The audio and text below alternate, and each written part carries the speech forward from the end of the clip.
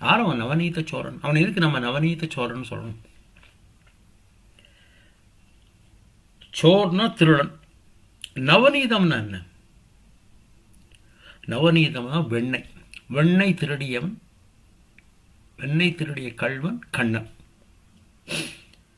கண்ணனுக்கு ரொம்ப பிடிச்சமான ஒன்று நவநீதம், அதான் வெண்ணெய். அவருக்கு ஏன் அந்த வெண்ணெய் பிடிச்சது? பகவான் என்ன பசிக்கிறது சாப்பிட்றாரா? ஓ, அதில் ஒரு தத்துவம் இருக்கு. மோரை கடைந்து வெண்ணெயை தனியே பிரித்தெடுத்து விட்டால் பின்னர் அதை மோரிலோ நீரிலோ போட்டாலும் அது கரைந்து போகாது.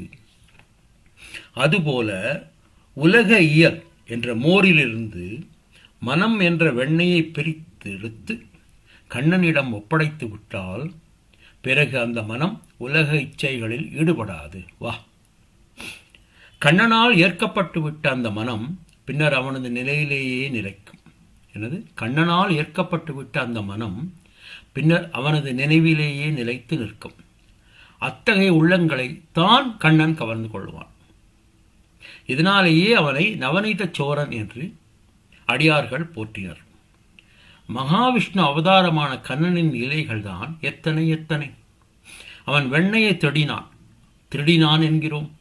அதன் உண்மை பொருள் என்ன?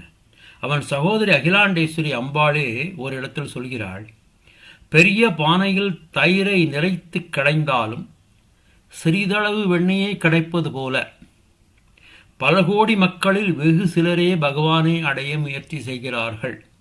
திருப்பி சொல்றேன், பெரிய பானையில் தயிரை நிறைத்து கடைந்தாலும் சிறிதளவு வெண்ணெயை கிடைப்பது போல பல கோடி மக்களில் வெகு சிலரே பகவானை அடைய முயற்சி செய்கிறார்கள். அது யார் சொன்னா?